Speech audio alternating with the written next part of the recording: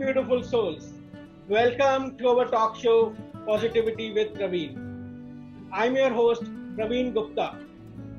I'm super duper excited to bring to you our today's guest, a multifaceted personality. She has been doing yoga for the last 25 years. And if you ask me, if I take a look at her, looks like she started yoga as a toddler.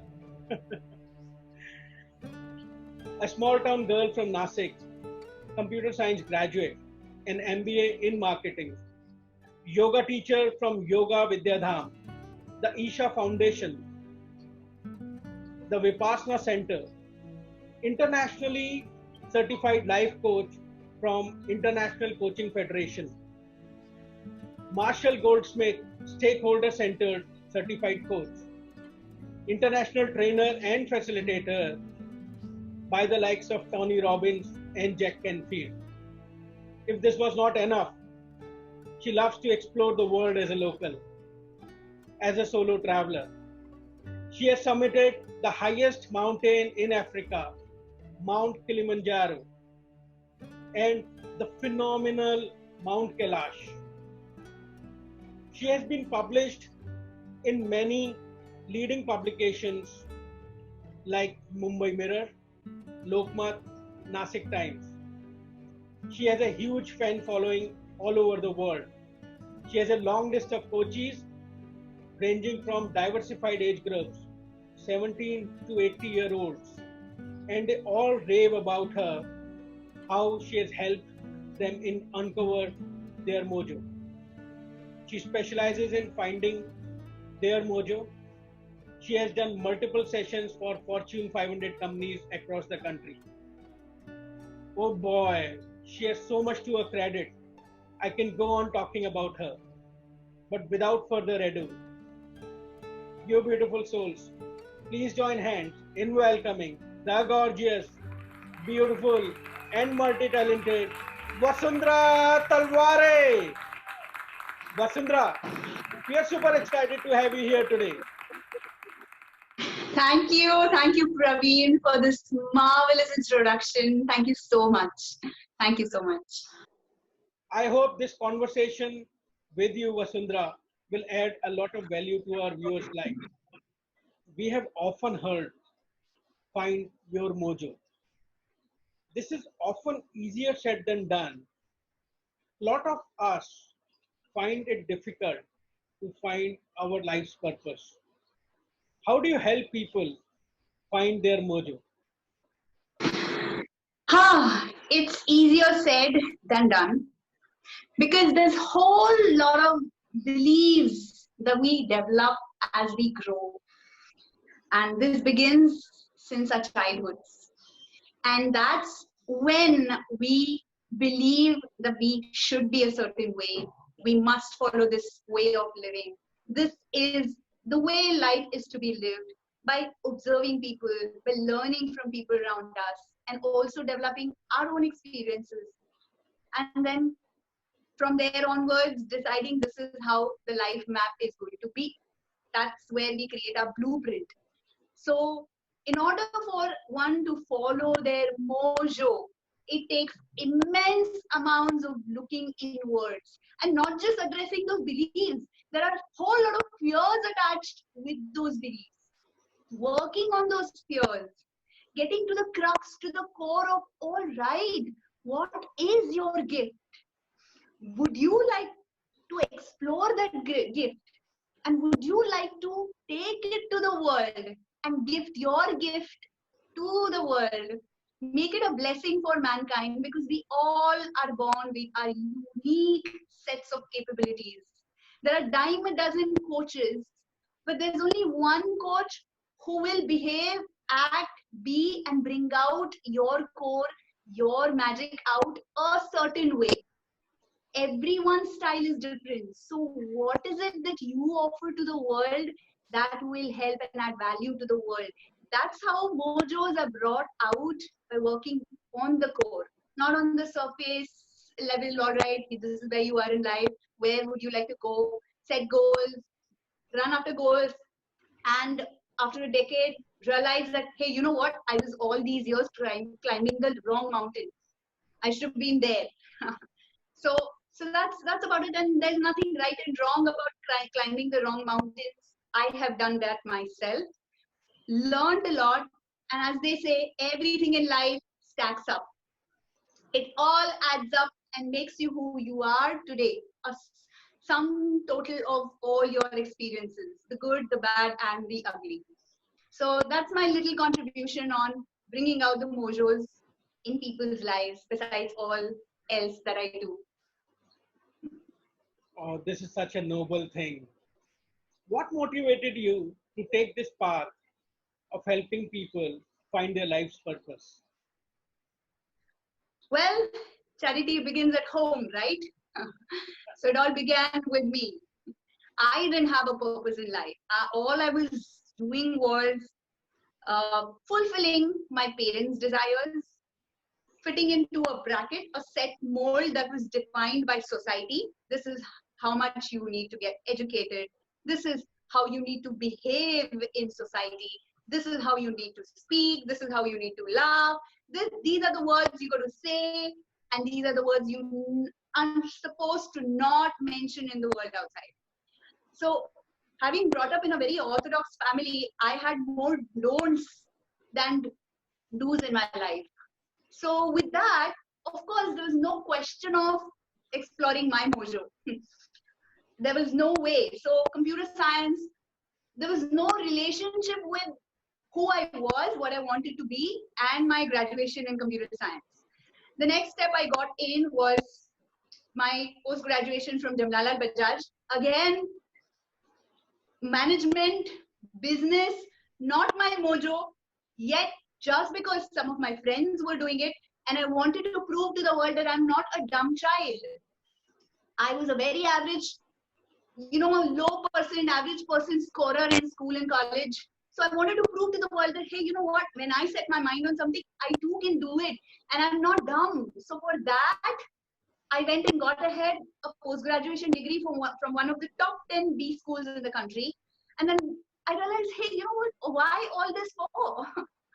How is it adding value to what I really want to do? And I'm a very creative person at heart. I used to love drawing, painting. And as a child, I was very intrigued by psychology. My mom is a psychology graduate. And I was intrigued by why somebody says that, why somebody behaves a certain way. And I had a natural knack of adding a lot of energy in people's lives. Naturally, make them very happy, effortlessly. I didn't have to do anything. People would just feel happy by talking to me or be with me, laugh out loud, and that's it. That's the value I would bring just merely by my presence. So obviously, my father was a businessman daughter. How could she be a psychologist? How could she be a painter or an architect or something of those sorts? Nothing creative was entertained in our family, and nothing low profile. Like, I have been practicing yoga forever, and my mom used to tell me, why don't you start your own classes? And this was when I was just 18 or 19 years old. I was done with all those certifications. I was a trained teacher. I was like, no. who will come for yoga classes? I myself go to one, so who will come to me? And second of all, and the most important of all, builder ki beti. My dad is a builder. So builder ki beti yoga classes chala rahi hai, such a huge mismatch. Then I said, no, this I will do only as my passion. The other, that is business management, I want to manage my dad's business, that would be my life goal. And that's when things happened. Eventually, wisdom prevailed, and that's when I weaned away from running after all the shiny balls to prove something to the world outside, because there's never enough that you can ever do to prove to the world outside. They will never be happy. They will never give you all 5 stars on your shoulders. Never. There'll always be some criticism coming your way. They'll never be happy with what you're doing. And that's when I said, hey, you know what? For a change, why didn't I do something for myself?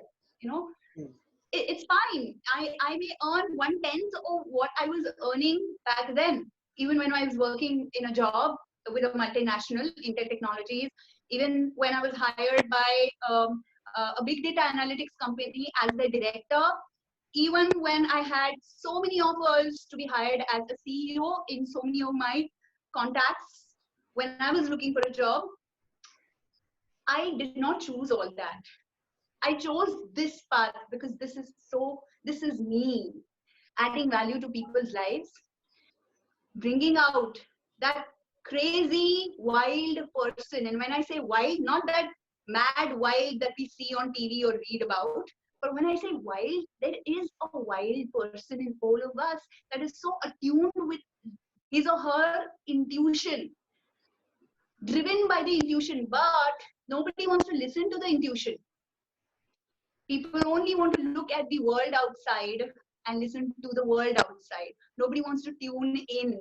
And my journey is all about helping people to tune in and be free, fully expressed, free of what people will say about me if I be a certain way, do a certain thing.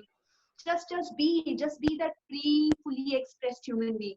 That's where I found my mojo. Do you have an example where people beyond a certain age bracket has worked with you to find their purpose? Oh yeah, there was a 75-year-old man. He still had a lot of issues with his father who is no more. And just because of that, just because he thought he could never meet his father's expectation because the father never applauded. There were 4 brothers. He was, I think, second or the third of them. And he was never praised by his father, because of which he was living a very contained, constricted life, having so many check marks, strict check marks, to-dos that ye itna kiya, if I do so much, only then I have done good for myself, and yet he will not celebrate his successes. He was such a diamond trader, big, very loaded guy, yet thinking that he's so unsuccessful, not good enough. That's where we worked on himself, and he found his love for paintings. He's an artist and he loves collecting paintings. His house is filled with classy paintings from all over the world, and that's what he wanted to do. But just because he wanted to prove something still to a dad who was no more, he kept doing what he was doing. So that's when he made peace eventually, and we did some work around it, and he's now into painting. He's promoting arts by other people also. So he's curating art for museums and stuff. He's doing very, very well now and happy. So you amazing, beautiful souls, as you heard, if a 75-year-old can find his purpose at that moment in life, you and I can definitely. What do you think, Vasundhara, is the importance of positivity and wittiness in one's life? And how does yoga play a role there? It's very, very important to be positive, at the same time balanced state of mind. So if you're only positive, which means you only want to attract more positive things in life, but life has a different plan for you. It has all kinds of tests and all kinds of experiences waiting for you. You only need to embrace them with a balanced state of mind without making judgments about this being good for you and that being bad for you.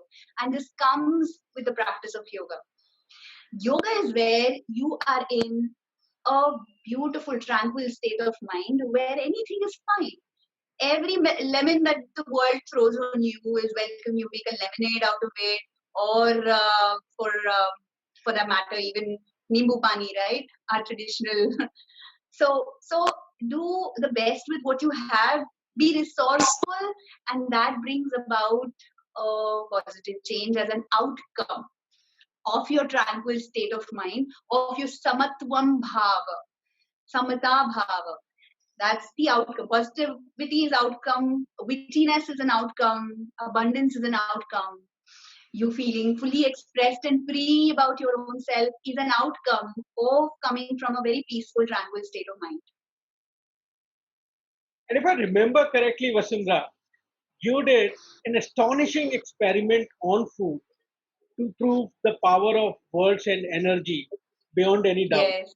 Tell us more about All right. So I took some food item, that was poha that I took them in 2 jars. One jar I labeled as good, and I gave it good vibrations. I gave it good words. I said, hey poha, you're so nice. I'm glad you served me, and I'm glad you're ready for this experiment. You come from a very nice place. You're so nice. I said all the nice positive affirmations to it. The second jar I labeled as bad, and I said all the worst kind of things that were possible. So that it's not, you're not good. You're such a um, whatever, I don't remember, but yeah, all those bad things I said. You bad thing. You had no value. Why are you here? Why are you even here? I don't want you in my life. Blah blah blah. Things we normally say to other people when we are not aware. Yeah. So these are the 2 jars I took, and I just put them on the shelf without touching them any further. No opening the jars up. They were corked, sealed, and that's it. They were sitting on the desk on my shelf, that is on the surface of my shelf, and every single day, both of those jars, the food inside them was deteriorating differently.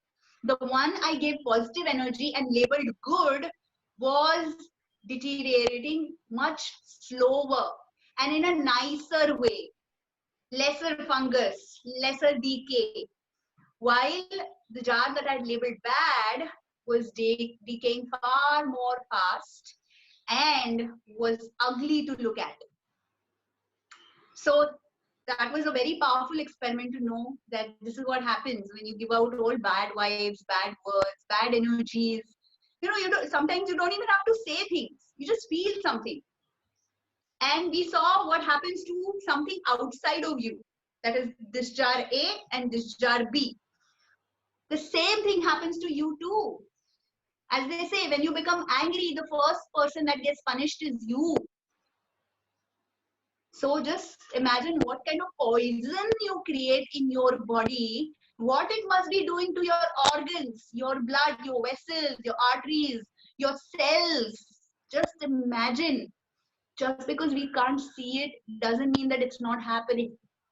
Which is why, like you said, positivity, that really keeps you healthy inside and then outside.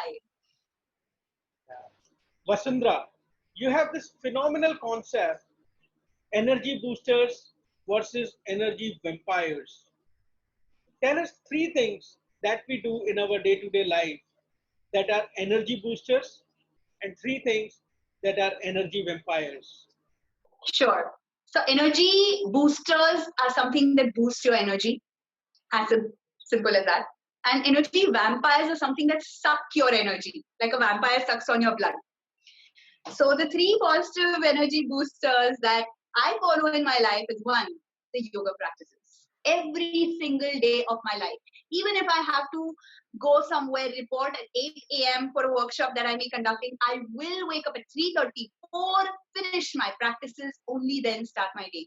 So this is my major energy booster. With a tranquil state of mind, only then can I be powerful, only then can I be highly energetic to cause some transformation in people's lives. So that's 1. My yoga practice is highly recommended that you go do some practices or the other. There's so many to choose from. Choose yours. That's 1. Second, reading books. Oh boy, there are so many beautiful books out there. So they're positive, again, positivity boosters, energy boosters, both. So the books, and the third is the people you surround yourselves with. I'm a very closed person and I don't share myself with many people. Whoever has seen me all inside out knows what I bring to the table. And those are the people who I cherish, and I can be completely myself with them without being judged, without being taken for granted, without being misunderstood. So those are the people, those are my energy vampires. And we all have those, energy boosters. Those are my energy, my friends, my inner core circle is my positivity or energy booster. We all have those people in our lives. It's just that we need to weed away all that unwanted stuff and just stick to those few who really hold you up and push you to become better and better and better and tell you who you are, how you are in your face. not have these double standards with you. So that's that. And about energy vampires, there are again to do with people. Please do not surround yourselves with people who pull you down, who have a negative, image about you, or give you a negativity vibe. So keep yourselves away from them. Second is the food that you eat. There is sattvic food, which is great for your energy, but there's tamasic and rajasic food. Stale food, packaged food, overcooked food, refrigerated food, or preserved food, baked food. These are all non-vegetarian food. These are non-pranic food items. They don't add good prana to your body. So that's the second one. And another vampire, I would say television or all the gadgets we are so hooked onto these days, especially during a lockdown. They certainly suck your energy. Notice yourselves how you feel after a nice 1 hour of meditation, and notice yourselves how you feel after a 1 hour exposure to your television or to your phone, or when you're watching something. Just evaluate how you feel after both, and you know what I mean by this being an energy vampire. So Yeah, I'll make a note of it. Please do. Tell us more about your program, Yoga Life. Well, this is a very well thought. A lot of blood, sweat, energy, time has gone into making this. I have been often asked by so many people, and not just from India, but from across the world, where can we find a source where we can learn the authentic way of yoga and know not just the asana bit of the yoga practice, but we want to know everything about it. All the structures, the pillars, the practices. And initially, when I had not taken this up as my core focus, I used to send people to this website, that website, which was not wholesome in itself, but at least good to start with. And maybe refer people from here or there who were asana teachers who would go teach them the asana, the movement of the body bit. But there's no one place where you get simplified and very impactful, highly intense at the same time, which is a lethal combination. Information on yoga and also hand holding from step by step until you make it your lifestyle. That kind of a coaching is not available online, and that's my contribution. That is actually part of my purpose, to offer this to the world, where people can sit at their home, not worry about the authenticity of where this is coming from, whether this is the authentic original, or this is like all bhezar that we see, mixture of whatnot, that science, this science. So keeping it intact and offering it in its original form to the world. So that's the Yoga Life, the product, the online workshop that I'm coming out with. And I also have a page on Facebook by the same name. Can you, as a quick takeaway, can you tell us 3 yoga asanas? And if I say it right, Sahas Bhav asanas that busy corporate professionals can do any time of the day while working. Sure. Much needed, especially for the corporate world who are so driven by numbers, who are sedentary, don't move much, and go back and get down to again getting onto their phones or TVs. So again, the lifestyle is not very high on intensity or movement. Body is not moved so much. So first thing, please move your neck up and down. So as you inhale, move up, exhale, move down. Inhale, move sideways, exhale, come back in the front, exhale, move sideways, inhale, come back in the front. So this is a neck rotation, neck movement. You can go rotation also.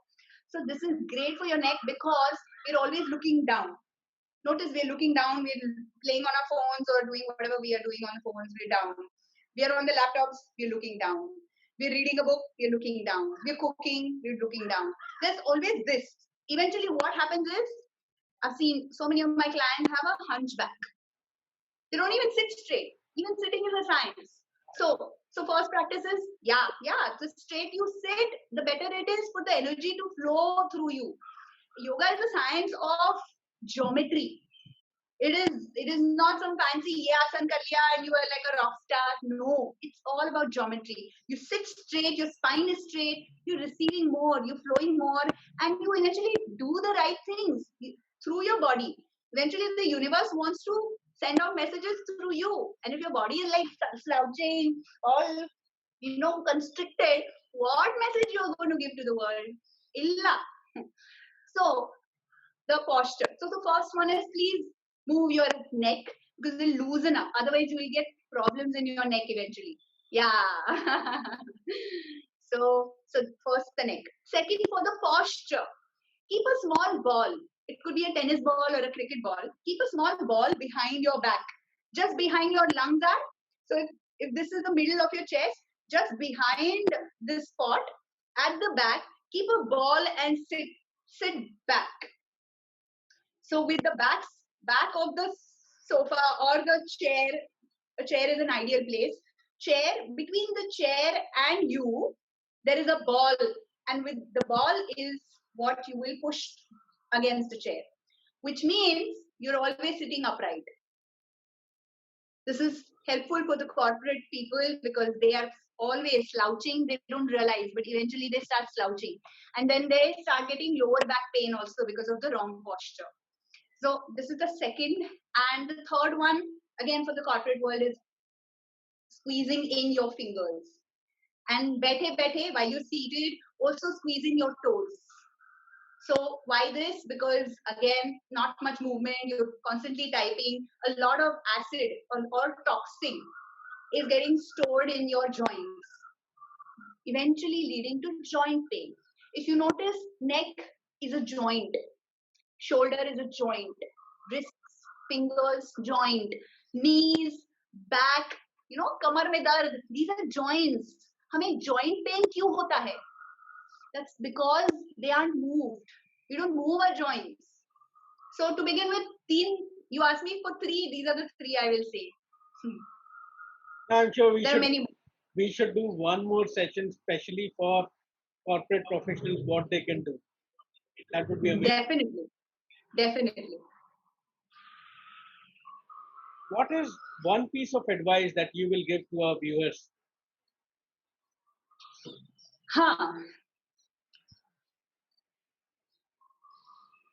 Live your purpose. Live your life to the fullest. And don't think about what the world is going to think about you. They anyways don't have time to think about you. You think that they do. Just do what you love.